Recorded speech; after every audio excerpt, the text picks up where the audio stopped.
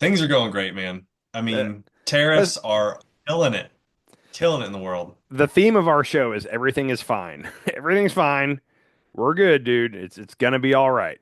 Um, how you been? You had a couple days kind of away from the news and social media and all that, so you're kind of out of the loop from what I'm hearing. Yeah. Went down Yeah. into town. I was working for 3 days. Didn't really, I looked at a couple of headlines, maybe read a couple articles, but didn't really pay attention to the news like I normally do. So a little Is out your of it. I do know that JD Vance is in a feud with China right now. That's about all I know. So the last I saw on him about China was he did the whole we what is it? We buy things from made by Chinese peasants with money we borrow from Chinese peasants, whatever that whole thing was, and that really upset them. What has happened since then? So did you see that the leader of China came out with a statement, and I barely caught it, but he came out with a statement basically calling Americans the peasants. Well, so here's And the thing. not Saturday Night Live, what is it? The Daily Show. They had a good take on it. They're like, yeah, we're not peasants. Peasants don't have hundreds of thousands of dollars worth of medical debt. And then they like went on Yeah. around like how we could be the peasants actually. So here's the thing.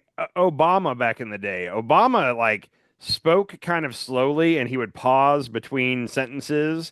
And they asked him about that at one point, and he said, "Man, he said, when you're the leader of the free world, like if you say one little thing wrong, it can spark a controversy with another nation." Or they kind of explained how important it is to choose your words wisely.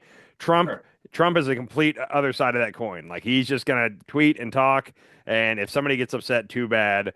And JD is kind of in that same vein where it's one of those where had he thought about it, I'll bet JD would have been like, "Ooh, let's not instigate this." Or maybe he would have been like, "Hey, the base is going to love this. So let's just throw it out there." But it's one of those Okay. where like right now, little things like that. Like I saw that China's demands to get a conversation started. The first one is basically that the U.S. has to approach it from a place of mutual respect. Like that's their first demand. They had like four or five things they want, but it's you have to Okay. respect us in these negotiations and basically stop saying stuff like that. So, Yeah. mm. Speaking of the tariffs, real quick, um, I think, and we're not there yet all the way, but there's starting to be cracks in the Republican base as far as dealing with the tariffs. They're not all on board anymore. I've got a little bit of evidence of this. First video of the night we're going to kick off with real quick. Check this one out from Fox. But to your point, Americans back the concept of a more level, fair trading field, but the execution of this, and I wanted to ask Daniel about this, the execution has been a morass. It's been an absolute chaotic mess so far, and the American people really haven't felt the pain of that yet. And is the pain based on talking to CEOs of companies that need these imports? Is the pain layoffs? Because that's what I'm hearing, that people are putting together layoff plans. Absolutely. I see it, I hear about it, and even as a CEO of a company, we're thinking about it. Right now, we don't know what's going to happen because the game keeps changing, and it's changing in real time. But let me give Yeah. Yeah. So, So I joined the Chamber of Commerce, and like we pretty much had a conversation about this tonight, yeah, like the whole group. that's what. Um, Real quick, that lady, and I do not know her name, but I see clips of her all the time, and she's generally a pretty hardcore Trump defender. Like if Trump's going to do it, she's gonna defend it no matter what it takes. So to see her saying that was kind of interesting to me. But that's everything I'm reading right now is that like layoffs, like mass layoffs, are right around the corner, and when that happens, if it gets to that point, if he doesn't pull us out of this in the next couple of weeks, and we get to mass layoffs, like that starts kind of an irreversible cycle where we're gonna like yeah. once the layoffs start, he can't just call the tariffs off and everything goes back to normal. Like that's kind of you cross that line and there's not an easy way to come back. So that's scary. Yeah. And even Yeah. What's the bottoming out point at this? I mean, I I don't know, guess it like could be in the Great Depression, we had those. What were they called? You told me about them, the Hoovervilles. Like Hoovervilles. the. Yeah. I mean, I think that's the furthest bottom we've gotten to as America. I I don't. I'd hate to even speculate. Like the thing is, let's say that things went really bad, which there's still I still maintain, I want to say this for the record, that if he came out tomorrow and started announcing some trade deals, and if he could somehow get trade deals with most of Europe, basically everybody but China, I think we'd kind of pull out of this already. Like people would be there'd be positive enthusiasm about the economy. That's all he's got to do is start getting some trade deals. Now we'll talk about it in a minute, but I nobody's kind of agree. I kind of agree with you on that. yeah. I think He's got but I think he's already like kind of destroyed our reputation around the world, and all these other countries are now talking to each other, trying to figure out different trade deals that they can make, cutting us out of the equation. And I think those are moving forward at a pretty rapid rate. so And we're going to get cut out of all of this. And I think, and maybe we can pull out a little bit, but I think we're already hurt. We're already took it a notch down for a long time because oh nobody yeah. can. Well, and even if say a Democrat gets elected in 2028, like they've already kind of learned their lesson. Well, in 2032, it could be Don Jr. or whoever. So that we're not stable. Like everybody likes stability, whether it's businesses or other nations. But you want to know that that's why America Me, has I been the like place. stability. Yeah, but that's why America's been the most reliable bet to park your money, whether it's in the stock market or the treasury bonds. Like you know that it's going to be all right there. And right now, people are starting to question: is it going to be all right there? Um, Yeah. China, real quick. China has cut. I think we said this last time, but they've cut trade deals with Canada, Germany, a couple nations over in like the what they call it, the Southern Pacific, whatever that area is. President Xi, as we speak, like yesterday and today, is meeting with the leaders of Japan and Korea. Apparently, and this is reported stories, so who knows if it's true, but apparently the U.S. has been trying to call all these nations that Japan's or China's making deals with, and basically order them to not make a deal. Like you better not, and they're all kind of giving us the finger and saying, no, no, no, we're going to make our deal. Like we'll still make a deal with you if you want to make a deal, but we're also making a deal with China. Um, Yeah. so right now, as far as when Trump first paused the 90-day tariffs, all the right wing media was saying, "Oh, this is brilliant. He's now going to have all of the countries against China, like us, with everybody backing us against China." And it hasn't worked out that way. And it's funny because they're not saying that anymore. Like it's clear it's on paper that that's not what's happening. So nobody's trying to make the argument now that, oh, look, this is 4D chess. Trump used this to get everybody on our side. No, they're not. They're not on our side. And now the newest thing that's been floated. I don't know if Trump's floating this or who's floating this, but they're trying to get America, Canada, and Mexico to be basically become a trade union, kind of like the European Union, to where together all three of us would have the might of China or the might of the EU. And I haven't heard how they're going to respond. But if you're Canada or Mexico, do you trust signing anything with America right now? You just signed the USMCA with Trump in 2018, and he's now saying it's a terrible trade deal and he's tearing it up. So maybe they'll both jump on board. And part of that plan was that they want to have basically the dollar be the currency for Mexico and Canada also, just one currency for the three. There were a couple other Oh. points. But Well, at again, this point, can the Canadian dollar is going to surpass the US dollar. So well, why would they want to jump into that? and dude, so China buys a lot of oil from America, and China has stopped buying oil from us and is now buying it from Canada. So Canada suddenly has a huge spike in oil sales, and Yeah. we're losing that money. So I said this a while ago, but China, if they're smart, is going to come in. Everybody that we're rubbing wrong, they're going to come in and say, "Hey, America's not treating you right. We'll treat you right. Let's see what we Yeah. can do for you." And they're going to start pumping some money into those countries to try to get them to basically leave America. This is like a divorce where the two parents are trying to convince the kids to come with me. I'll buy you an Xbox or whatever. And Yeah, but China's dad's winning a that. dick. Yeah, but That's the dad's a thing. complete dickhead. Yeah. So why would you go with him? What's really bad here, and I want to be clear on this. China's also like China's not good. Like compared to us right now, every country is looking at it and going, okay, who do we trust more? And like in any other conversation, China wouldn't be the one you trust more. Like they're an authoritarian regime. Like you don't want to get into bed with China normally. But we've somehow lowered America's standing to where now people are having to give some serious thought. Like, do we Yeah. go with America or China? And it's kind of 50-50. Apparently, right now, based off the deals that are getting done, it's not even 50-50. China's a slightly safer bet. And here's the thing, The stability, right? you know all the bad things that China does, the problems with the way they run their country, but it's not going to change. You know what you're getting. What is it? The devil you know is better than the devil you don't, or there's some phrase like that. Makes sense. It's that kind of thing. You don't know what America is going to do next week, next month, or even tomorrow. You have no clue what Trump's going to come out and do. And Yeah, and what's wild is there's 30% of Republicans are out there going, "We're the greatest country in the world. Everybody fears us and loves us at the same time." yeah, there was a thing that came out today where apparently, like just a couple months ago, only 20% of Americans considered themselves to be MAGA, and that number is now at 36. So, as far as people identifying with a movement, more people are MAGA than any other movement. So, 36% of the country says they're flat out that if Trump does it, we're on his side. He knows what he's doing. We trust him. Even if it seems wrong, we trust him. We'll stick by him. So, we talk about it all the time, but where is his floor? His floor is 36%, is what we're finding out. So he's at Yeah, 44 right now. you know what's actually funny is I was talking to one of the guys that was talking. He was talking about his business today, and he's like a financial consultant type guy, Mm-hmm. and he has a client who like is coming up on retirement, and like was it 2 or 3 or 4 years ago when Biden was president, and the I guess it dropped like 9%. At some point, the stock market dropped like 9%. Mm-hmm. So I don't know exactly when that was, but anyway, That was in he said, 2022, I believe. Summer of okay, 22. yeah.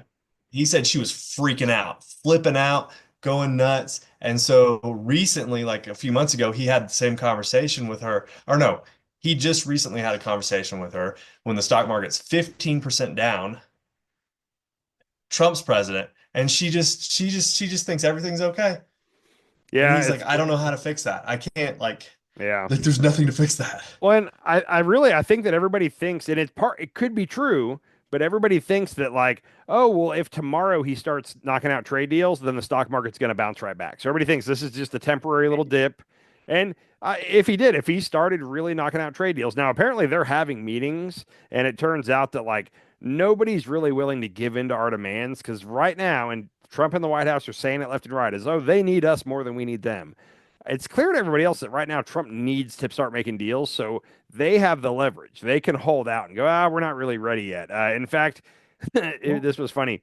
I told you last week, Trump and Xi were determined to not be the first one to call. Whoever calls first is the one that doesn't have the leverage. And then America reached out, and they didn't say how they reached out, but America reached out to China to tell them that, hey, we're ready to make a deal.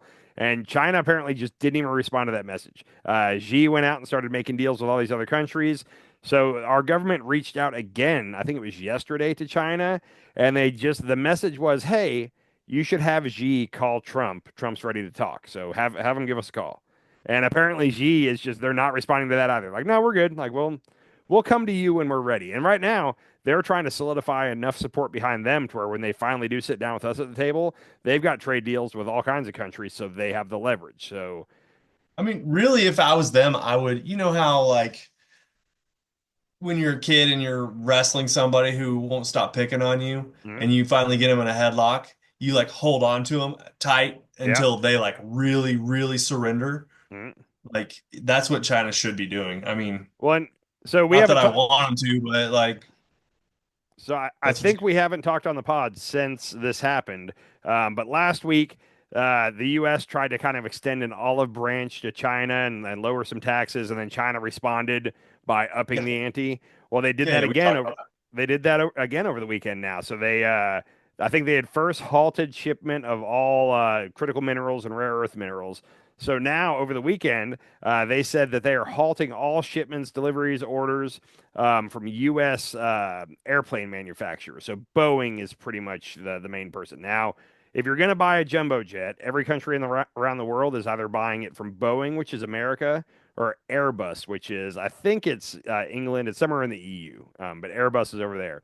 And Boeing is a big part of our stock market and our economy. Boeing is about to take a 30 to 40% hit just in their annual sales because China's no longer buying from them. They're going to buy from Airbus instead. And that's a big move there too. So over the past 5, 6 days, there's been 2 or 3 points where America has kind of extended an olive branch, try to de-escalate, and China's responded by upping the ante, by escalating further. They're not looking to make a deal right now, and they smell They're really blood in the water. noogies right now. Oh yeah, and they smell blood in the water. They can tell that Trump's on his heels, so they're going to keep the pressure on until Trump caves. I I still say that the key thing, the good thing about being Trump is that he can cave and sign a terrible trade deal, but he can spin it to where it's a good trade deal and his people will believe it. So he needs to hurry So up and bad. he needs to hurry up and do that. The EU also, who Trump dropped their tariffs all to 10%, and that was like his olive branch to them. They had voted on reciprocal tariffs to us, and then they said they're not going to do it since he dropped it to 10. But then they voted, I think it was over the weekend, it was Friday or Saturday. They voted on what they called a tit for tat tariff increase. That would be 25% increase or 25% tariff on American products. And they basically voted on it and have it approved to where it's ready to go. It's in the barrel. If Trump at any point does anything further, it raises their tariffs or starts talking smack, they're going to drop the 25% tariffs on us just like G is doing. So Makes sense. sounds like there's some coordination between the EU and China right now because they both are Yeah. using the same tactic. Also, because of all this, 30-year mortgages have now raised back up to 7.5%. It's not as high as they've ever been, but it's higher than they were. And that's just one of those little indicators in the economy. You want to buy a house right now, 7.5% is your interest rate. That's a high interest rate. I think the Mhm. house I'm in, we got it like 4%, and that was higher than the house we'd been in before. 7.5, Yeah. it's a lot of money to be spending on a house. So we Yep. got that going on. One more quick example of the crack in the Republican base. I got one more video on this from CNN for you. Here's what I see. I see a lot of uncertainty. And I think to some extent it's intentional. If you listen to the president's aides weekend before last and then listen to them this weekend, you don't have to be Einstein's cousin to figure out they were saying things that were inconsistent. Now, that raises one or two possibilities to me. Either it's intentional or these folks aren't competent to manage a food truck. Now, I know them. They're intelligent people, whether you agree with them or not. So I think the administration, for whatever reason, is obfuscating a little bit. Maybe it's part of the president's negotiating strategy. I just don't know. I do know this: tariffs are important, but so are high prices. The trade balance is abstract. The price of eggs is concrete. And we need to be spending a lot of time on reconciliation, redesigning the tax code, deregulating the economy, reducing spending to get prices down. That's it. Is at least as important as tariffs, in my opinion. Okay. Yeah. So here's the thing. He hit the nail on the head on most of that. They Except for, deregulating the economy. Well, and that's the Republican playbook. But his main point there is clearly they're saying a lot of inconsistent stuff. They say one thing one day and the next day they say something totally different. His argument is these are smart people. I've met them and they're smart. So they must be doing this on purpose. And there is a degree where they like the fact that Trump's kind of a wild card and countries don't know what he's going to do next. In this case, it's hurting him in the negotiations and it's hurting the economy because corporations don't know what he's going to do next. So if that was the playbook, they need to pivot right now and start being stable, which I don't think they're going to do. I think it's an open question as to whether they're doing this on purpose. I don't think they're purposely saying one thing one day and another thing the next. I think they're saying something and expecting a certain type of reaction from other countries or Wall Street or whatever it is, and then they're not getting the reaction they thought they were going to get, and they're quickly pivoting to, okay, let's say this instead, and they're trying to. I think every time they make a statement or make a move, they think they know what the reaction is going to be, and they've been wrong not every time, but damn near every time. And that's my thought. I don't think this is some 4D chess where they're purposely changing message all the time. I think they're changing message as new things come up. Yeah. Yeah. Also, I hate John Kennedy. Like, that He guy. he has some of the most memorable clips. When he's in committee hearings and he's reading like pornographic stuff. Those are my favorite. That Um, was a great one. but I don't want to spend all night on tariffs tonight. We've been talking tariffs for the last couple weeks. The economy, the stock market dipped again today. it's not looking good, but it's about the we're in the same place as we were last time we talked. The last thing I'll say on this, global trading numbers. They track this stuff. Uh, global container bookings. That's when you want to ship stuff. You ship it in a shipping container and whatnot. Uh-huh. Global container bookings are down 49% in the last 2 weeks over last year. Okay, 49%. that's half. Okay. There has been a 64% drop in U.S. imports. So that's just total things coming into the U.S. 64% down. 30% drop in U.S. exports. And then U.S. imports from China are down 64%. Okay. Here's what we all need to be ready for. Okay. The March numbers are about to come out, and they're going to be good. The March numbers are going to come out in another week. And what happened was, in anticipation of the tariffs, like companies were stockpiling. If they had money to buy, they were trying to get the inventory in before the tariffs came. So the March numbers are going to make it look like the economy is humming along. Okay. When that happens, I think Trump's going to put his foot down on the whole tariff war and say, see, the economy's doing great. I'm going to keep doing this. When we get the April numbers is when it's going to be an issue. Okay. And he didn't even start the tariffs were April 9th. Okay. So Yeah. the first quarter of this month was no tariffs since April 9th, which let's remind everybody it's April 16th. It'll be April 17th when we post this. The tariffs have only been on for 7 or 8 days at this point. It's been bad. But I just need to warn everybody that when the March numbers come out, the Trump administration is going to take a victory lap and they're going to be rubbing it in everybody's faces. Yeah. Those are the numbers of everybody buying up in anticipation of tariffs. So Man, all I wanted was just a nice, easy, fun, work-filled summer, yeah, to relax on the beach, go fishing, not have to worry about tariffs. That's all I wanted, Andy. yeah. I don't know. Here's the thing is I think that Trump would like to end this now. I think he'd like to get some good deals and be done. I think China is like, no, no, no. You wanted to do this. Let's do it. And I think that they're prepared. And also, I told you last time, Xi was starting to become slightly unpopular. Over there, it's hard for him to be really unpopular because you can't talk smack about the president over there. But he wasn't doing great with the people over there, and they have fully rallied behind him now. They rallied behind him. It's kind of like when 9/11 happened for us. Like, yeah, we yay, America. We didn't really care. But then 9/11 happened, and all of a sudden we all had flags on our vehicles, and America's the greatest nation in the world. And we all came together. There was no Republican or Democrat. Everybody was American against the people that attacked us. And that's what China's doing right now. They have gelled together behind their president to defend their Well, nation. well, I'm Okay. I'm curious as to like where you're getting your information from versus like what China's actually giving us.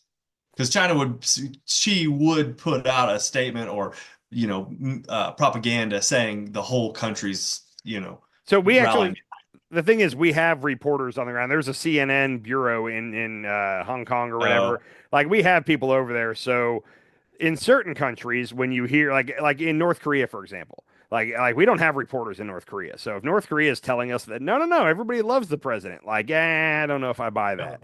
We have reporters on the ground in China. Like that's, I mean, okay. so it's. I see what you're saying, but in this case, I think we've got a pretty good idea of what the vibe So is. that's where Also, you're getting that information from that is, is and those.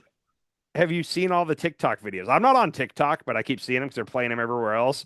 But like No, Chinese content creators are basically taunting Americans, like with like it's gotten bad. I'm not going to get a TikTok to watch it, but so going to China right now would be a bad idea. I don't know. They're not going to lock you up. A Chinese person coming here would be a bad idea. Real quick before we get into anything else, I was reading today that there are talks, and I don't think there's anything really happening yet, but they're whispers. Let's say the Americans is supposed to have the World Cup here in the next couple of years, and they're supposed to have the Olympics in 2028, maybe I think 2026 or Right? something. Um, and it's a real discussion happening out there where it's like, hey, we can't have them in America. There's like, if you're an athlete for a country that doesn't really care for America, I don't know, let's say China, okay, and you've been vocal about your dislike for America, and you travel to America, and now you're on U.S. soil, and you've said harmful things about you're not a citizen, and you've said bad things about America. We're sending people to El Salvador to a terror camp for that right now. Like we really are. So Yeah. Yeah, yeah, That yeah. that's something they really have to think about. I mean, the World Cup, there is an Iranian soccer team. You know, there is. I'm trying to think of what other countries are probably really mad at us right now. Uh, but that's something that I think is probably going to start getting talked about. It has nothing to do with the trade war, or the tariffs. It has more to do with people we're sending to El Salvador. But Yeah. and I And they're listened not to even letting that one dude out from Maine. Like, dude. So I told you last time, but Kilmar Armando Abrego, he ain't coming home, dude. There's no way they let him come home. Did you get to see any of the deal in the Oval Office with the El Salvador president and Trump? I saw a short of like a 2 minute clip.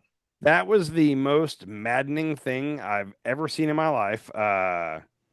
Yeah, I don't even know how to.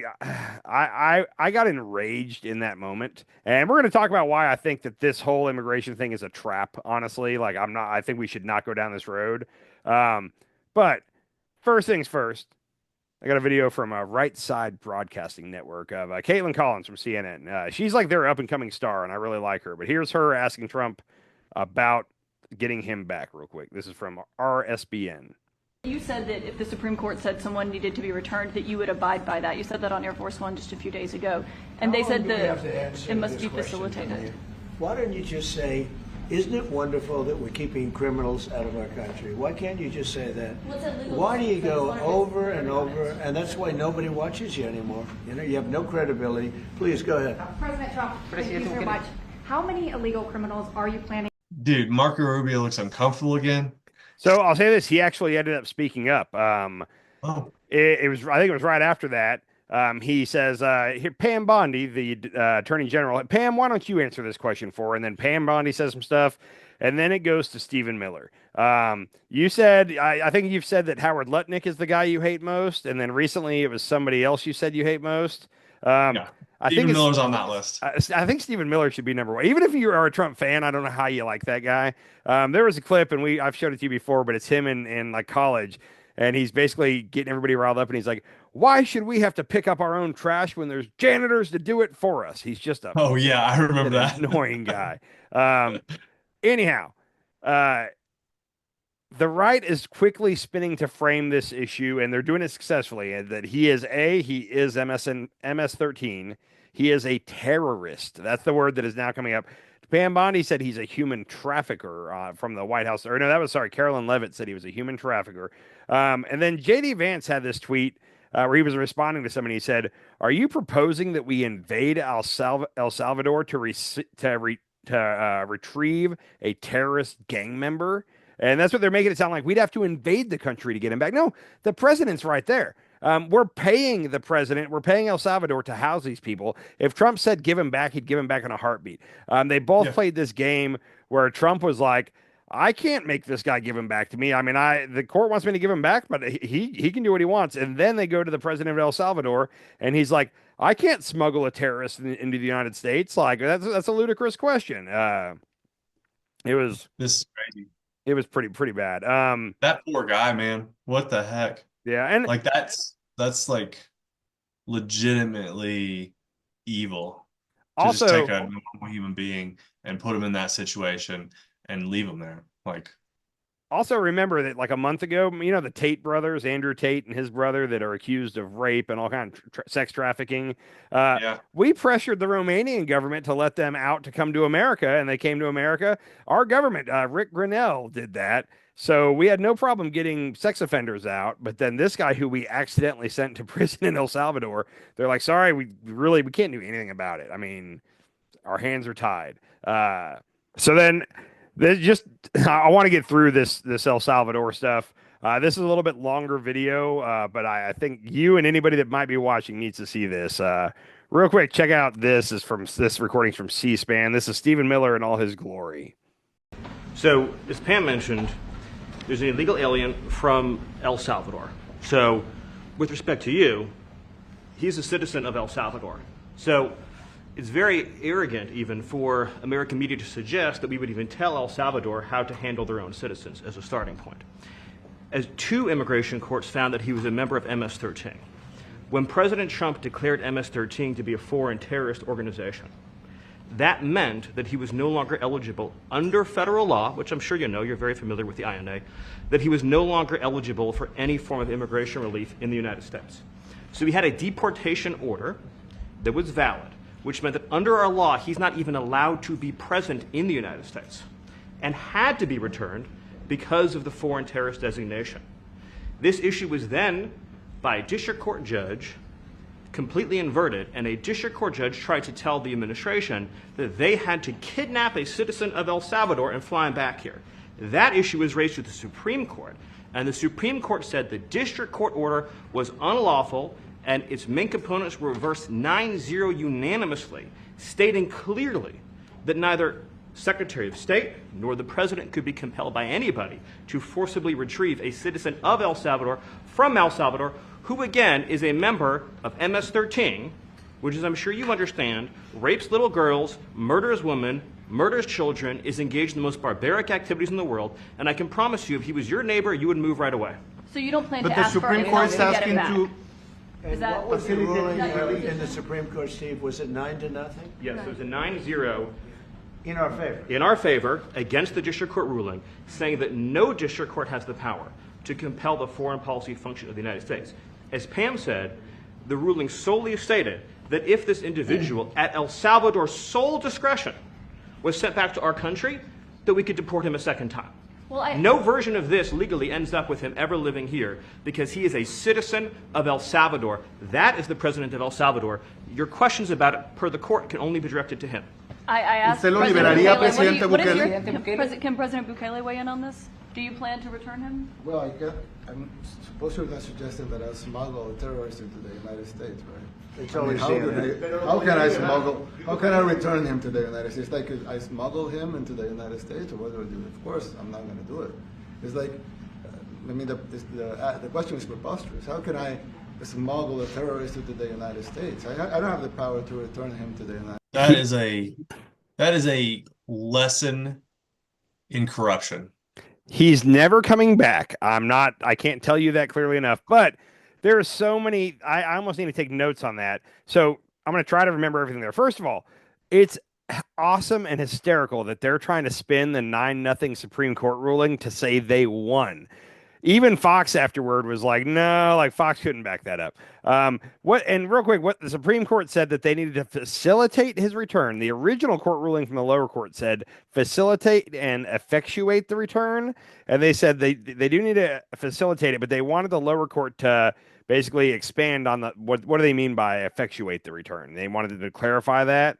And then they said, but all courts need to remember that they can't direct the president of what to do foreign policy wise. So that was a footnote at the end. Okay. Like I said, even Fox News afterward was kind of laughing about it. And they were like, no, the Supreme Court did not rule in your favor. So that's awesome that somebody convinced Trump, like, no, let's just say that we won. And Trump was like, yeah, let's just say we won. Anyhow, other than that, he is, so Stephen Miller said that 2 judges had found that he is an MS-13 member. That's a lie. Every time you go in front of a court, we have paperwork on this, and we have transcripts of what happened. So I'm going to run you through this real quick, okay? He got picked up in a Home Depot parking lot. Me and you come from Texas. I don't know if this is common all across the U.S., but if you need some day laborers, you go to the Home Depot, and there's a group of Mexicans standing in the corner of the parking lot, and you pull up and you say, I need 2, and they run to your car and hop in, and you take them, and you pay them $20 for a whole day's worth of work. I'm lying a little bit, but like it's very cheap free labor if you need stuff done. Anyhow, he's standing there with a group of Mexicans. Cops pull up. Some of the people standing there were MS-13 for sure. Okay. But there were a lot of them there. And just because 2 or 3 of them are the whole group of them MS-13? I don't know. I don't know how that works. Probably not. But because 2 of them were MS-13, they end up, ICE arrests all of them. He goes in front of a judge. There's a ICE detective who says that he has a confidential human informant that said that all of them in the Home Depot parking lot were MS-13. So the immigration judge says, okay, there's enough here to hold him with no release, okay? So they hold him. Then he goes in front of a real judge, and the government says, hey, we have a human source that says that he is MS-13. And the judge says, okay, we got enough to hold him. We're going to schedule a trial. Let's hold him indefinitely. That's the 2 times that they're claiming a judge found that he was MS-13. That in those court orders, I've read both of them. He didn't have a lawyer, and he didn't have any. Yeah, he didn't have. Yeah, they were saying you have enough to hold him at this point. Okay. Now it turns out, for a quick side note, the detective that was the lead guy in this that swore he had a confidential human source ended up getting fired 2 weeks after that second trial Of because he course. was he was giving evidence to a social, or what was it, I call it, a sex worker. He was giving her case info, and he was also sleeping with her.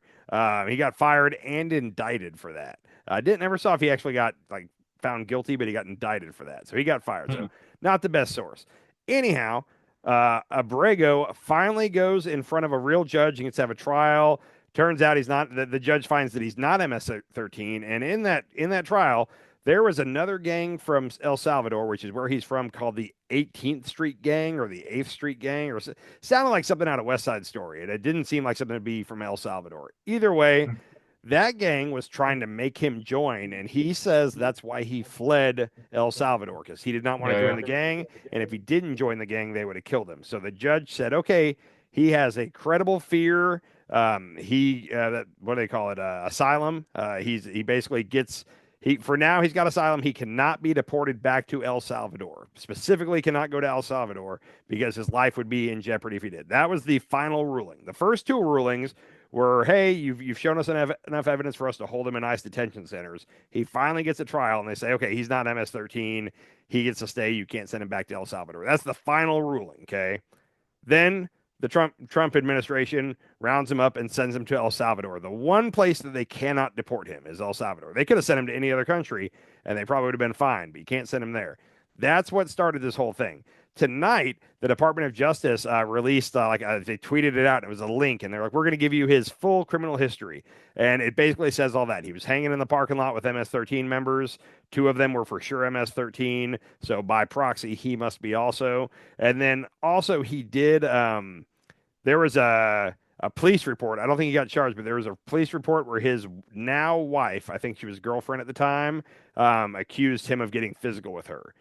She came out after this today and said, "No, I was just afraid, and I'd had a boyfriend who'd abused me in the past, so I thought, it'd be smart for me to do it now, but he never hit me after that, and this and that." He might have hit her. He probably, I'll just say he probably hit her. I don't know. Is that reason to go to a torture prison for the rest of your life? Maybe No, not. Anyhow, no. Under real due process here, what is that? yep. Like, And Stephen yeah. Miller went on Fox an hour after that whole ordeal, and it was Bill Hemmer. And Hemmer was even kind of laughing. He's like, "You guys are trying to say you won 9-0." And Miller was just so confident and went at him and didn't let him get a word in. And that is the story, and they're sticking to it. That guy's not coming back. I don't even know how to even. Oh, he's probably not even alive anymore. Yeah. Um, to top off, because I want to get off of this stuff. This is like when this was all happening the other day, I got really mad, and then I just got like sad. And it's not because of this guy. I want to be clear. Like, it sucks for this guy. It sucks for him. But Trump is basically setting it up where he's like, no, like I can pick anybody up off the street and get them on a plane straight to camp in El Salvador. They don't have due process. And he's saying he wants to do this with homegrowns now, like homegrown bad people, bad hombres. I don't think legally he can do that, but Which the real problem is that could be us one yes. day. Like he's starting small, he's starting with the real bad guys, and he's gonna work his way up to people who are just talking bad about him, right? So here's the problem: it's all about precedent, okay? And now they're trying to say, no, no, no. The Supreme Court really ruled in our favor. They're daring the Supreme Court to put out some kind of a memo, a state, what do you call it, a ruling. They're daring them to put something out saying, no, we ruled against you. And so the Supreme Court's got to think long and hard. Like, do they say anything? We put our ruling out. Now we should be quiet. Or do they say something? Will this now work its way back up to them? And will they rule the same way again? If at any point everybody backs off and says, just let him do it, green light. And it's a matter of the premise of once they get to El Salvador, there's nothing we can do about it. I mean, they're in the care of El Salvador at that point, so we can't bring them back. Like that's the scariest part. Like just Well, get them on. this was their test, right? Like this is their test. Like the first test was not turning that plane around. Yep. And the second test was like just disobeying the courts, and they're just blatantly disobeying the courts So and saying that the courts were ruled in favor of them instead. And I mean, that's full-blown fascism. I told you weeks ago, I was like, I hate, I'm not going to throw around the word fascism or authoritarianism. Like we're not there yet. Like it's so hard right now not to want to just be like, this is full blown. And I don't know if it'd be fascism or authoritarianism. It's something, but like, so let's finish out on this real quick. Last video on this topic. Here's a little Carolyn Levitt for you, since I know you love her. Yesterday in the Oval Office, administration officials made it very clear that El Salvador is responsible for Mr. Abrego Garcia, yet El Salvador's president said we're not going to do anything with him. So my question is, who is responsible for this man and where he's going to end up? Well, no. First of all, President Bukele said that he is not going to smuggle a foreign terrorist back into the United States of America, as many in this room in the Democrat Party seemingly want him to do. Abrego Garcia was a foreign terrorist. He is an MS-13 gang member. He was engaged in human trafficking. He illegally came into our country. And so deporting him back to El Salvador was always going to be the end result. There is never going to be a world in which this is an individual who's going to live a peaceful life in Maryland, because he is a foreign terrorist and a MS-13 gang member. Not only have we confirmed that, President Bukele yesterday in the Oval Office confirmed that as well. So he went back to his home country, where he will face consequences for his gang affiliation and his engagement in human trafficking. I'm not sure what is so difficult about this for everyone in the media to understand, and it's appalling, truly appalling, that there has been so much time covering this alleged human trafficker and this gang member, MS-13 gang member. It's truly striking to me. I absolutely why how can they just lie blatantly to the media, the people, the United States people? Like they just blatantly lie. That's like about this guy. That is what, 5 different people telling 4 different lies? So let's stick on Levitt for a second. Nobody up until that point had said human trafficker, and nobody has said it since. They just threw in, oh yeah, and he's also a human trafficker. Like, where did that come from? Like that, but like we know that Trump likes to double down. No, like when Stephen Miller said it when behind. He said did he? I don't something think. about children. Yeah, he said something about children. No, he said that MS-13 murders little girls and this and that, but he wasn't saying directly about this guy. Levitt said he is a human trafficker 2 or 3 times there, which again, afterward, everybody was like, well, hold on, where did this come from? Anyhow, Trump is known to double down. He says something that everybody thinks is horrible and they think he's going to maybe apologize, but instead he doubles down on the horrible thing. I don't know what to call what's happening right now with this. This is beyond doubling down. This It's is just like lying. I mean, it's just lies. Like they basically the way that they're covering their tracks and trying to save their own butt is just lying, basically lying about it, because they're just going to keep getting asked the same questions, right? And so now they're just like, yeah, we're just going to paint this guy as like a complete monster. Yeah, and that's what they're doing. What's funny is a lot of the right-wing echo chamber has like fallen in line behind it. And I even saw that this guy that I fucking can't help but follow, but Benny Johnson, he's one of the guys that was a podcaster getting paid by Russia.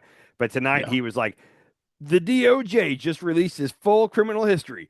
Boom. The fake news media just got kicked right in the teeth, or something along those lines. And it was a link to everything I just read to you. Like, it's one of those where they know that nobody's actually going to go read the link. Because when you do, it's like, oh, it turns out they never really had any evidence and he was found to not be MS-13. Like, that's what happens if you read the link, but they're counting on you not doing it. So that's kind of where we're at. Here's what I'm going to say about this right here. Today, there was some Senator Chris Van Hollen. He flew to El Salvador to try to meet with the president to get this guy out. He's a Democrat. I think this is a trap. Right now, Trump's going to be able to frame this the way they're trying to frame it. Like, a little over 50% of America is going to be like, yeah, the Democrats are mad that some gang member got deported. Like, that's, we should deport you. And without knowing the facts, they're just going to hear that on a podcast, on Rogan, wherever. They're going to hear that and they're going to buy it. So this is a winning issue for Trump. Even though he's done something horrible, he's going to win this one. This is a trap. Keep your eyes on the ball. The ball is the economy right now, okay? That's what people are going to feel. I mean, yeah, okay, that guy shouldn't got deported, but as long as the economy's okay, I can live with it. But if the economy's not, That's where the energy needs to be focused. And I like how Trump and his whole team, including Levitt, are like, I can't believe the media is still talking about this, but they love that. Like they're saying outrageous stuff to keep the story going. Because as long as we're all talking about this guy, which is an immigration issue, which generally Republicans have the edge on immigration, as long as we're talking about immigration, we're not talking about the economy. And that's something we all need to be very aware of right now. Like this seems like an enticing thing to, and when he starts talking about doing it to the homegrowns, to U.S. citizens, and shipping them off to a torture, like that's going to be a big problem, and we should definitely talk about it. But let's keep our eye on the economy right now. That's where he's most vulnerable. Like if you're trying to get Trump, that's his Achilles heel right now. The immigration one ain't going to get him. I'm sorry, it's not. Yeah. Yeah. So, all right, I mixed in a lighthearted one to before we get to the other scary one. Okay, you ready for my lighthearted one? All right, let's do it. Okay, Warner Brothers. You know how everybody's paying for these $1 million or $5 million like dinners to go sit down with Trump and basically plead their case for why they should get special treatment, Yeah. petitioning the king. Well, Warner Brothers hasn't gotten to that point yet, but they did reach out to Trump's orbit. This is one of those where it was a story in like the Wall Street Post or was it the Wall Street Journal or the New York Post, whatever it was in. Who knows if this is true or not? Nobody's denied it. It's been out for a day or two. But Warner Brothers reached out to Trump's orbit to ask how they could improve their relationship with Trump. The answer they got was, well, I mean, take a look at what Amazon did with Melania, which, just for the record, they gave Melania $40 million for a documentary about her that's going to come out sometime in the next year or two. So 40 million, basically give her $40 million and make a movie about her. So they said, there's that. And then they said, or Don Jr. might like a hunting or fishing show on the Discovery Channel, which is owned by Warner Brothers. So there's an idea. Give Don Jr. a show. Or maybe just have some more pro-Trump voices on CNN. So those were the three examples: is the Melania deal, maybe give John a hunting or Don Jr. a hunting or fishing show, or get CNN to be more pro-Trump. That's what you How did can we do. get this information? Like I said, this was in a story. I should have looked to see what paper it was. New York Times, Washington Post, one of the main ones. This was a story in there. Okay. Yeah, yeah. Huh. So, and it's been out for 2 days. Nobody's come out and denied it.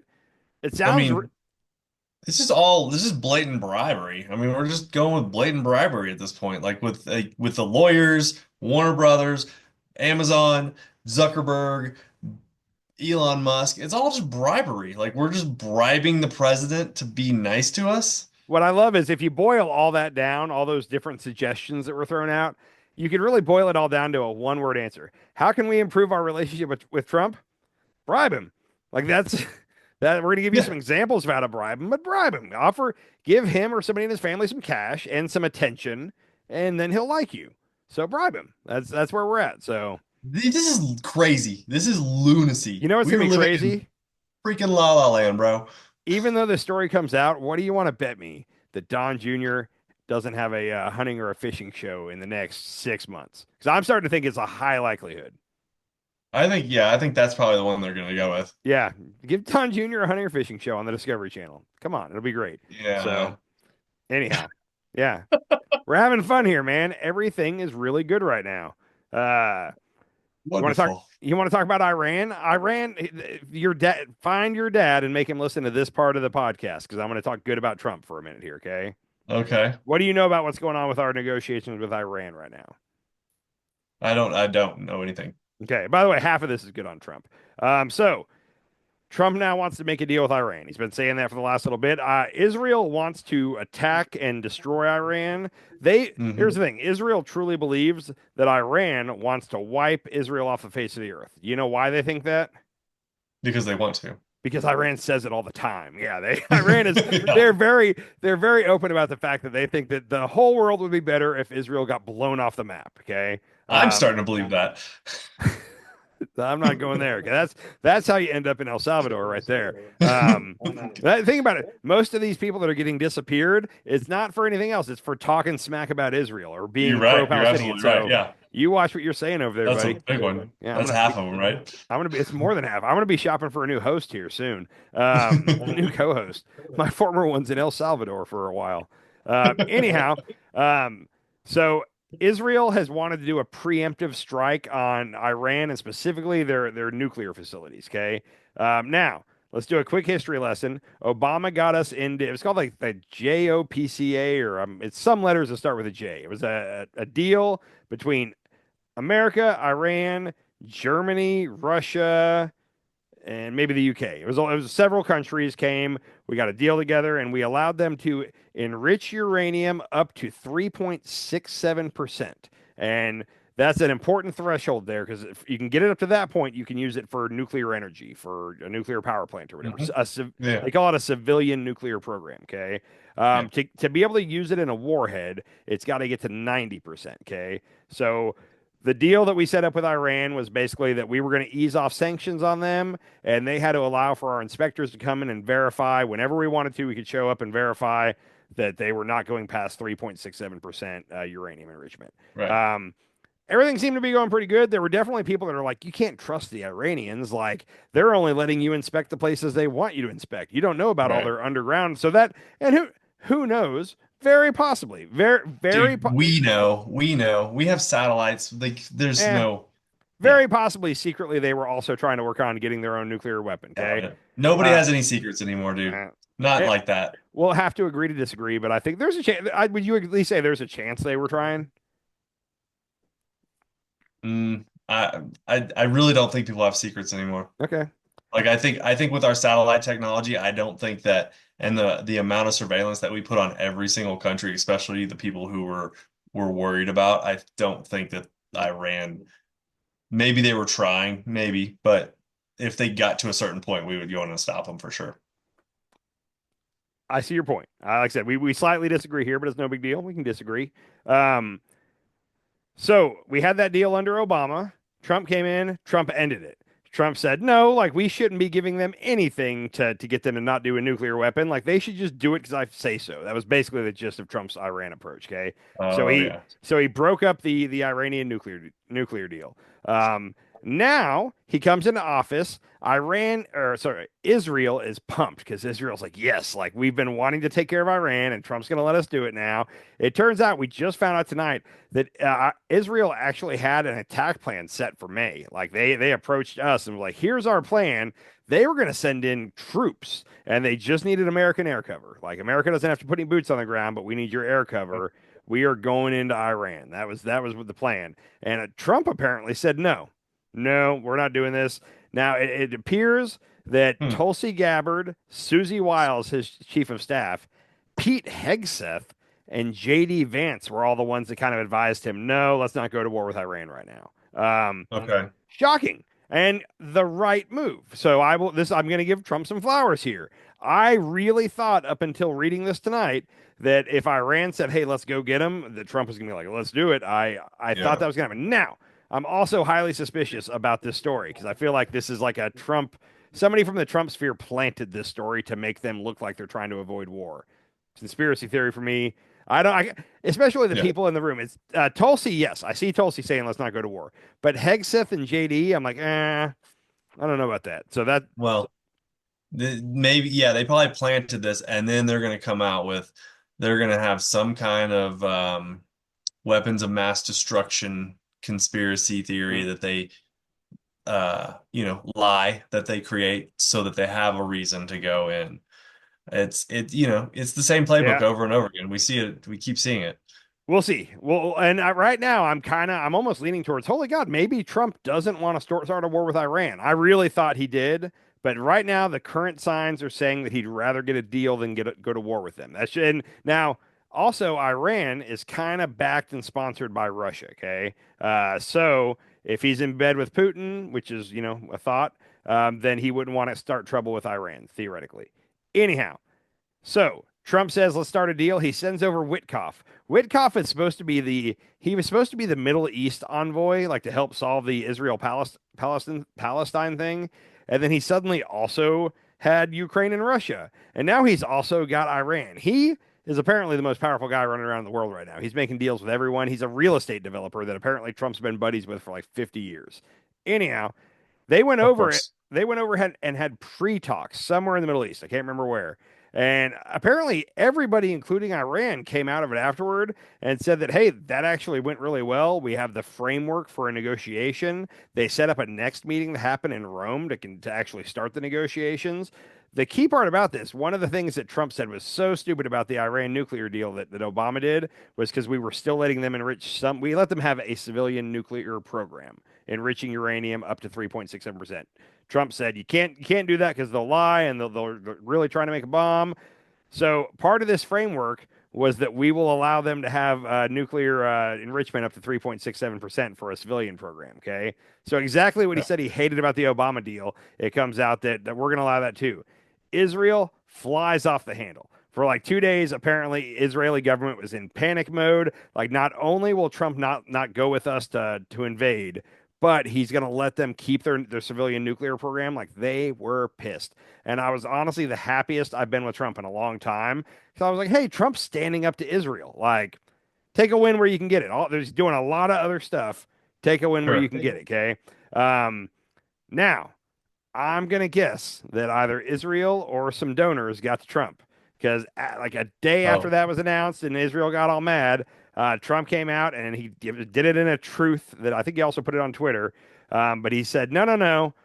All of their enrichment must be ended. Their whole nuclear program. They can't keep anything. So that was the whole, yay, this went well, blah, blah, blah. And then Trump said that. We don't know what Israel hasn't responded yet. Israel said in the past that that's their red line. They must be able to continue to have a civilian nuclear program. So they're not even going to come to the table if that's already taken away. Trump took that away yesterday. It sucks how much power Israel does have over our politicians. Because I think that it's crazy. What they were doing with the first move was right. And then Israel and the donors got mad. And now we're backing off of that. So I don't know where that leaves us. Israel really wants to attack. Why was Trump and Iran kind of he was kind of being nicer to them? He was kind of like giving them a little bit of a pass. Is it because of the golf tournament thing?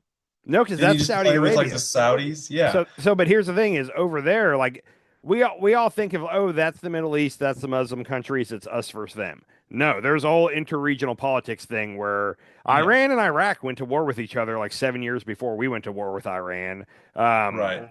Saudi Arabia does not like Iran. They don't. Okay. Yeah, like I think it was like Iran and Syria. Kind of everybody doesn't like, but like all those countries have their own problems with themselves. So. Yeah, but there's some alliances here and there where there definitely are some alliances, but it's like I said, nobody's getting along great over there. Is basically, and I don't even want to pretend to be an expert on it, but like Abu Dhabi's kind of like just sitting down there by themselves, like enjoying the beaches. There's a couple countries that are smaller there that just kind of stay out of it all.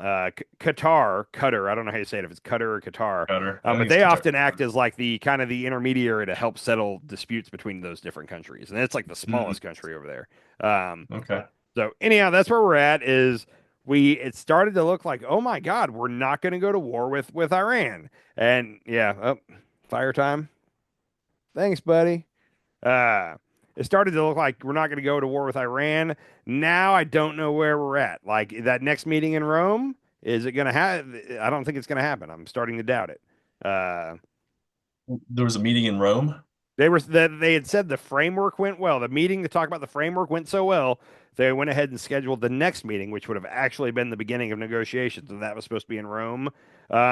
Nobody said that's off. But they have said plenty that's their red line, is you can't take away our civilian nuclear program. Trump just tweeted yesterday that's off the table. Like, they can't keep that. The entire world is just like, I mean, what countries are actually stable right now? South Korea, Japan. China. I don't know. I'm trying to think here. Yeah. That's the thing is Trump has seriously just rocked world stability because like everybody's stability is based off their economy. And like through what Trump has done, it's not like just here on Wall Street we're having problems. Like everybody is. Yeah. So yeah. Anyhow, I only got one last thing to talk about tonight. Last video. I won't make you watch anymore. This is Carolyn Levitt from Fox. Yay, Carolyn Levitt. That it would be an abuse of power for a president to direct prosecutors to investigate him. Last week, President Trump explicitly directed the Justice Department to scrutinize Chris Krebs to see if it can find any evidence of criminal wrongdoing. How is that not an abuse of power to direct the Justice Department to look into an individual, a named individual?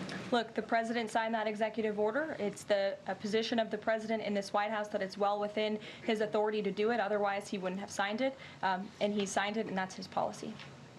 Jeff, how you doing? That's his policy. So, real quick, that's about the two guys last week that Trump officially signed executive orders ordering the DOJ to go after those two guys, Miles Taylor and Chris Krebs. They asked him, and he said before that, that the president can't direct the DOJ to go after people. He thinks that's the worst thing that could happen. He's officially done that. They've asked now, hey, he said that this shouldn't happen, and he just did it.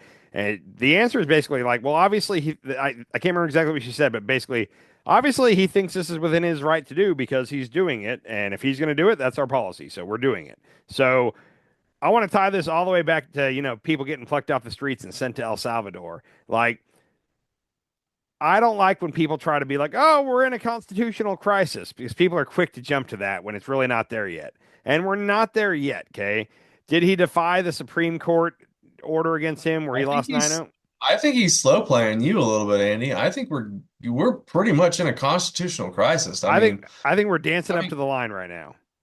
Yeah, but remember what happened when he lost the last election? That's the beginning of this whole thing. And now he's fully not listening to the courts. He controls the House and the Senate. He doesn't listen to them. He just does whatever he wants. So far they haven't told him to do anything. So far they've been just worthless. Now, I think he controls them and the court and the Supreme Court. He's not controlling the lower courts, but he's not listening to them either. So here's what I was going to say. I think we're at a true inflection point right here. This is the fork in the road right now, over the next couple days, okay? Today, Trump got found, he got held in, or not he, but the Trump White House got held in contempt of court over remember that first judge, Judge Boasberg, that he was the one that said, don't let any planes leave. And if planes have already taken off, turn them around and bring them back. And then they didn't. In fact, a third plane took off after that order, and they claimed, oh, well, you said it, but you hadn't given the written order yet, so we didn't know. So that judge officially found them in contempt today. There's no clue what the punishment's going to be. Is somebody actually going to jail time, or will it be a fine? Whatever it is will be peanuts. It's not a big deal, okay? But he got found in contempt. They will have to now comply with whatever the order is. A fine, somebody spending jail time, whatever it is. There's going to be something. They can either follow that order or just say, no, screw you, or we're not doing it. Okay. That's a big thing. I mean, how many people were shipped? 3 planes full of people. So 400 or 500 people. Yeah. And more. I can't remember what, that's 800 basically dead, tortured people for a little chump change fine that he's probably going to pull out of our tax dollars to pay. One of the major newspapers tried to figure out who all was down there and basically do a record search on it. And they said that 75% of the people that got flown to El Salvador had 0 criminal record at all. Now, that honestly doesn't mean they're not gang members or not criminals. They maybe just they're not on paper yet. But also that means if they had to go in front of a judge and prove that these people should go because they're gang members, it probably would have been hard to do because they have no evidence on it. And that's why they didn't try to go in front of a judge. But anyhow. Yeah. We've got that. They got held in contempt. We'll see what the punishment's going to be. This 9-0 Supreme Court thing where they're trying to say, no, actually we won that. And this is a moment where either the Supreme Court can clarify that they didn't, or could just basically bow down to him and say, hey, we're not going to fight this. And then I'm trying to think. There was one more. I feel like he's in a couple different court cases, but right now we're at the point where the courts have ruled. It's looking like he's not going to listen to the courts. So now will the courts come back and try to enforce in some way this, or this is where the rubber meets the road right here. Does he continue to not, because right now he's slow playing, like the judge on the Abrego case has ordered now a 2-week, she called it a 2-week intense discovery period. And she told the government lawyers and all that, she was like, cancel your vacations, clear your calendar. Like we were doing a 2-week intense discovery. This means that Abrego's lawyers can now depose anybody from the government they want to that was involved in this. And from what I've heard, there are big name lawyers that are racing to this hey, I'll do this pro bono, like constitutional lawyers that could really help here. So that's good. Going Do you ever on. watch Brian Tyler Cohen? Yeah, I like him, but he seems like he's the Ben Shapiro of the left. Like he talks really fast, and I don't know. He reminds me too much. I Well, don't. he kind of specializes in law, and he has Okay. a lot of lawyers on, right? So he has that one guy who's kind of bald, and Trump actually went after him and like Uh, started like, I'll bet you're talking about Mark Elias. yeah, Mark Elias, yeah. Yeah, I like that. I follow him. I followed him on Twitter since like the 2020 election. He's pretty interesting. Oh, Yeah. okay, So yeah. all I'm saying is we haven't full on gone into a constitutional crisis yet, but like the events of the next 2 weeks will tell us whether we're in one or not. Okay, because if Trump doesn't bring this guy home and nothing else gets ruled on by the Supreme Court left it a little vague at the end. They were like, well, and every court needs to remember that you can't order a president to do things that have to do with foreign policy. So they left a little wiggle room there, and Trump is exploiting the heck out of that wiggle room. So here's Yeah. where the lower court could rule again, and it'll go back to the Supreme Court, and they could actually be a little bit more clear with what they're saying, or not. If they just refuse to clarify from this point and he exploits the little gray area they left, it's close to a constitutional crisis, but we're not there yet. If There. if the lower court that just held him in contempt says, "Hey, here's your punishment," and they do it and they bitch about it, but they do it, we're not in a constitutional crisis yet. So we're not there yet. We're very, very, very close to one. Okay, how he Okay. reacts to the next week or two is where we're going to figure it out. All right, so it's going to be so your definition of us being in a constitutional crisis is going to depend on what happens with this court case. With that court case, the Supreme Court, and the one we just showed the video of about basically Trump ordering the Department of Justice to just start investigating certain people. Hey, I think the Supreme Court case is already done. I think they're already said, "Fuck you, Supreme Court. We're not doing that." and you don't think the Supreme Court's going to stand up and clarify anything? What are they going to do? Arrest him? That's the thing, is they have no power to do that. What would have to happen at any one of these points is now Congress would have to step in and say, "Hey, you're not listening to the courts. That's impeachable." That's not going to happen. Okay, so I'm calling constitutional crisis right now. Yeah.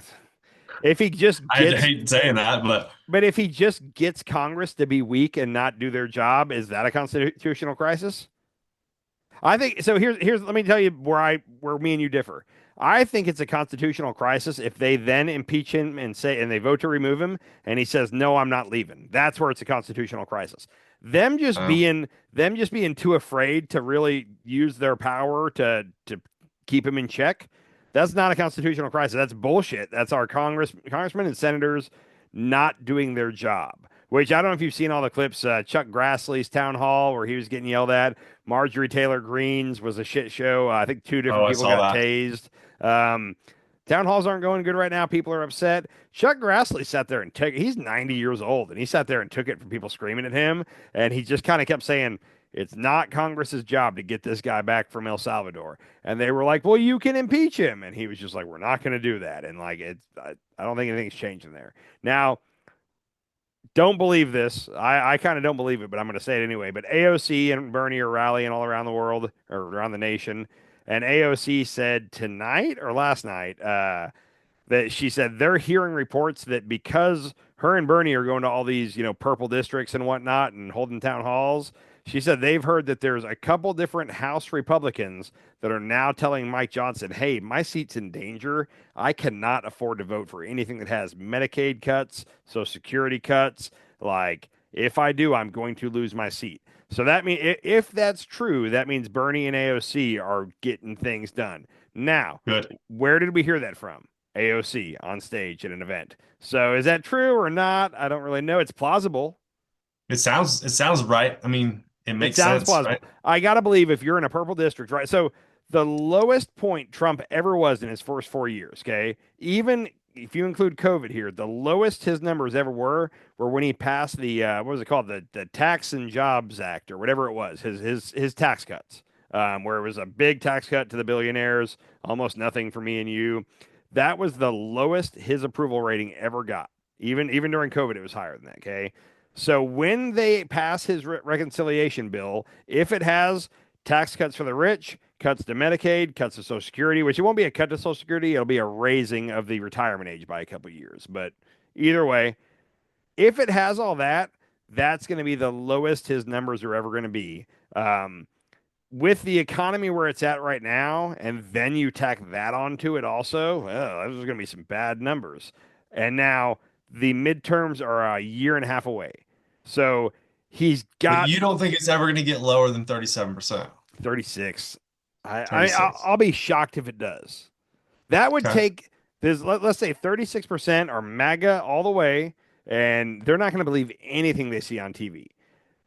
Those people are going to truly believe that I whatever thought you is said 36% of Republicans were no, MAGA. 36% of America identifies as MAGA. No way. That's the number that came out today. Whoa. Okay. Only like it was like 29 or 30% will call themselves Democrats. Wait, so hold on. Okay, I missed that. I thought it was Yeah. Republicans. So hold on. So that means that's more than like that's only like 12% of Republicans are not MAGA. I'm trying to find the actual story. So yeah, so that means like what? No, 14%, less than 14% of Republicans are not MAGA. Oh, so the way you got to look at it, it's not a 50-50 thing. You got to say like 30 to 35% of the country is Republican, 30 to 35% is Democrat, and the rest are independents in the middle, and those are the swing voters that normally tip an election. Yeah, but let's look at the election, this last election. I mean, in every election, it's pretty close, right? It's almost 50-50. Like the last election was almost 50-50. Trump had like what, 48.3 Well, or something, that's who's going and to vote Kamala which had way. But yeah, but as far as identifying as a Republican or a Democrat or an independent, that's the breakdown. It's really a third, a third, a third, a third. okay. Yeah, but that's still insane. That means Yeah. all Republicans are MAGA. That pretty much. If you're still willing to say you're a Republican, then you're a MAGA. It's either get all the way on board or get out. That's kind of where it's at. So, Oh my God. How anyhow, interesting. back to what I was saying. We got him ordering the DOJ to investigate people. We've got two different courts that are kind of coming after him.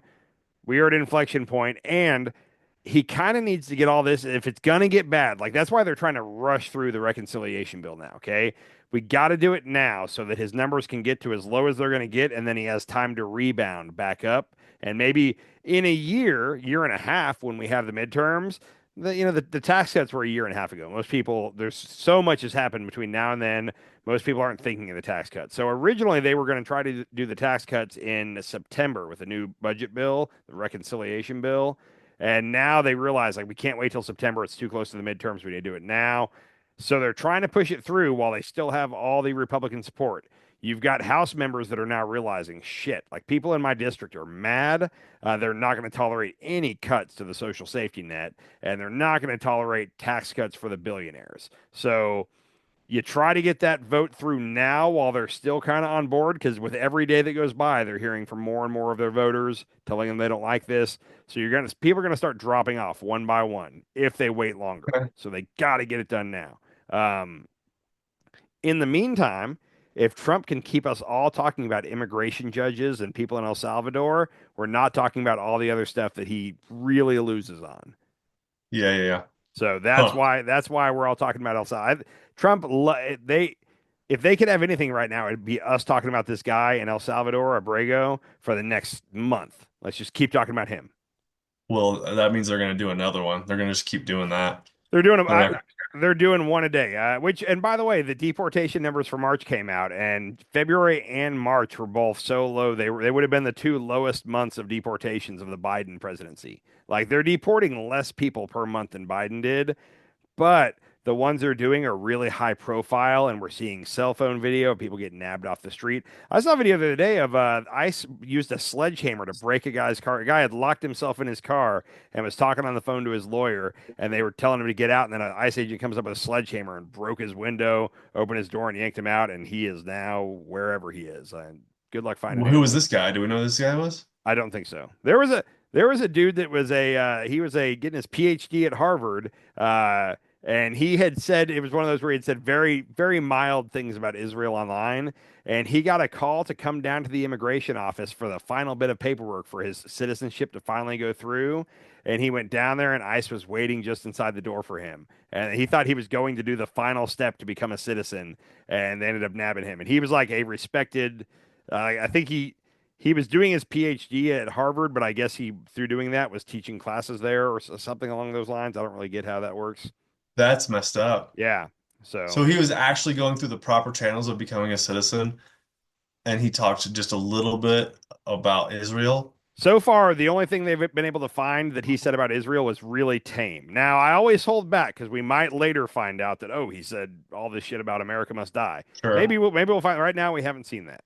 So, Oh, that's scary. yeah. Speaking of Harvard, did you see that it's like finally we have a full-blown institution that decided to stand up to Trump? I heard that, yeah, I heard Trump was mad at Harvard. That's all I heard.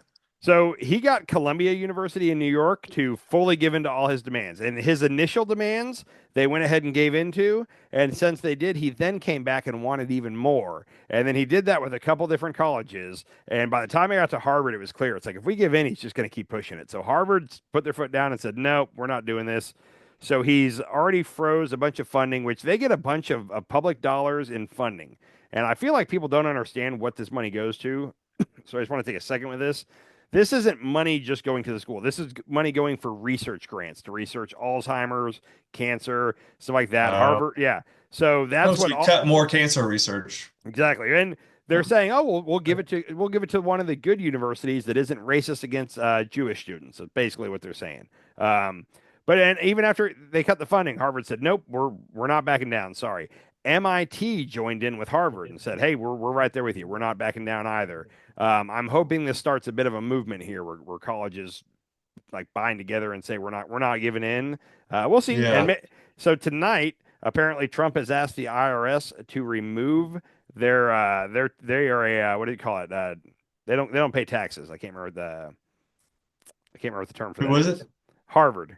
Harvard doesn't have to pay taxes. They're oh yeah, tax exempt. Tax exempt, yeah. So he's basically pulling that now to where they're going to have to pay taxes. He's trying to hit them financially as hard as he can. So Trump is at war with Harvard. I hope Harvard stands tough. And apparently Harvard's got money in the bank. Like they're doing just fine. But if he pulls their tax exempt status, like that becomes an issue just down the line. Let's hope. Harvard seems to have more guts than any of those law firms that gave in. Let's pray. And Warner Brothers, who's going to give Don Jr. a show. Yeah. Oh man. Okay. Well, let's hope the court system and the universities and the institutions and our Congress and our Supreme Court and our law firms hold up. Everything. And that's throughout the whole first Trump administration. Here's a truth that's uncomfortable, okay? A lot of the things where it's like all the shit Trump did in his first term, but then when you start to list it, a lot of it's he said he wanted to do this, and then people can say, but he didn't do it, and it's like, but he was talking about doing it, but he didn't really do it.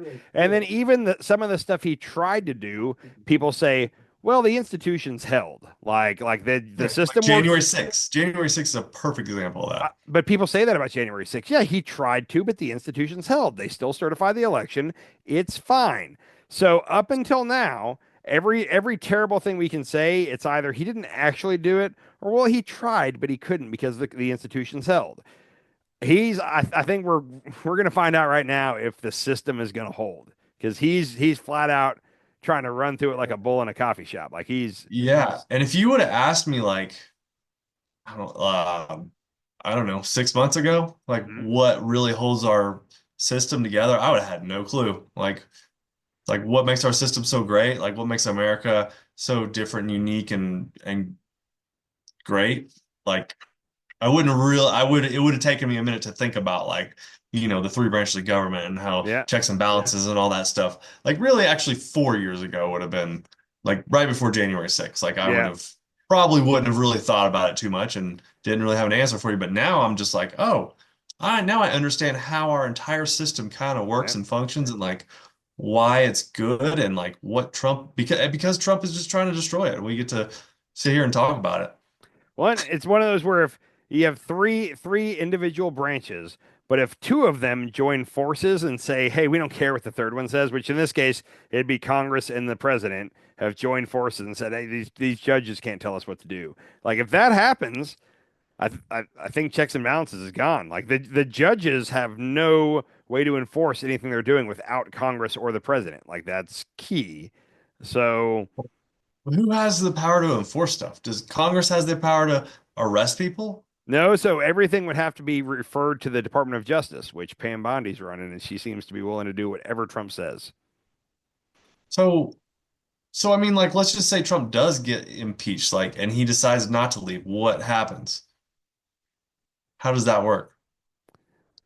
I don't know, I'm gonna guess the army would have to go in and take him out. I don't really know. And I mean he Who's in controls the charge? army. But he's in charge of the army. He's the He's in commander charge in of chief. everything. Like I'm telling you, if he remember I've said this a bunch, but in the first go This around makes no sense. dude, in the first term with Trump, and I've talked to you about this a bunch, but there were a lot of things that he did where we were like, he's not allowed to do that. And then we looked and it's like, well, what's the punishment if he does that? And it turns out there is no punishment because the founders just assumed that if they say the president can't do that, that the president wouldn't do that. But now we have Yeah. the first guy that's like, I'm going to do it, and you tell me what your punishment is. Oh, it turns out there is no punishment? Okay, I guess I'm cool. And he learned that the first time. Yeah, because every president we've ever had before Trump was a decent human being. Yeah, you could make that argument. I'm trying to not be a total like anti-Trump, but yeah, you can make that argument. It's going to come down to how far does he want to push things, and a couple different people have said like if his numbers get bad, like some people think that means he would maybe he'll turn around. Is that no? He'll get even worse, and that's the thing with authoritarian dictators is when things start to go bad for them, they really put on the authoritarianism, like really, like that's when they start arresting innocent people and throwing them in the gulag. So Yeah, that's what I kind of feel like is going to happen is like he's going to get his numbers are going to be low and he's just not going to care. Like I thought maybe the first time he really cared about if the people liked him, but I think he really just cares about if his buddies like him, the rich people like him. yeah. I don't know. Let me ask you this, 'cause I was thinking about this the day of all those news conferences when the president of El Salvador was in there. I really took some time and thought about it. And in my opinion, if you say like, how is it going so far? Is it what I expected? Is it better than I expected, or is it worse than I expected? Like, I gotta say, he's much worse than I even thought. And I thought it was gonna be bad when he got elected. I was like, oh, this is gonna be a rough 4 years. But like, I Yeah. really didn't think that we'd already be where we're at right now. What are your No, thoughts? Is it right where you thought it would be, or no, I thought it was going to be really bad and it's way worse than I thought it was going to be. yeah? I just thought it was going to be annoying. Honestly, like I was like, 4 years of waking up every morning and having to hear Yeah. Trump. Like I thought it was going to be just a nuisance, is where I thought. And now Yeah. we're at the point where we're not there yet, but we're at the point where at one point, if it keeps progressing this way, me and you are going to have a serious talk about whether it's wise for us to keep putting a show on YouTube where we're not saying good things about the administration. We're not there I yet. think It's getting close. yeah. Yeah, and I mean the thing is, do they come after the small guys first or do they go after like the big guys like David Pacman and those and Cal Kowinski first? I mean, if one of us gets a knock on our door in the next week from some kind of federal agent that is here to fuck it, talk I'm to us, running. yeah, I mean, it's one of those where you better answer those questions right, or you might be heading to El Salvador, buddy. I'm running, dude. Yeah. So, like I said, we're not close to that yet, but it's just like there's a trajectory we're on right now with, hey, maybe we could send U.S. citizens to this torture chamber in El Salvador, and then hey, well, I can just tell the DOJ, here's two people I'd like you to find something on. I don't like them, so figure out what they did wrong and charge them with it. Like we're there right now. It's just like that makes me think we are there because not Trump's never going to see our show, but if Trump saw our show, then in his mind and Pam Bondi's mind, he has every right to sign an executive order telling the DOJ to investigate us right away because he doesn't like what we're saying. Yeah. Now, luckily, we're small fish and we're so far off the radar, it's not even funny. But like, that's what he did this week. There's two guys that he doesn't like, and he just said, find something they did wrong. Dang, how do you feel about Mexico? Not good. Although apparently that Claudia Sheinbaum, their president, she's really, really, she got like 95% approval rating. They love what she's doing with the place. So even Trump seems to respect her because she kind of stood up to him. And for whatever reason, normally if a woman stands up to him, he calls them nasty and gets all mad. For whatever reason, like he kind of respects her. I don't know why. So Interesting. Yeah. Right now, is she pretty? I don't even know what she looks like. I think she's a little older. She's Jewish. That's I didn't even think about it. She's a Jewish Mexican president, and that probably has a lot to do with it. The fact that she's Jewish. Oh, interesting. Hold on. I said that so definitively. Hold on. Is the president of Mexico? Yeah, it auto completed. Is the president of Mexico Jewish? Mexico's first female president is also its first Jewish president. I was right on that.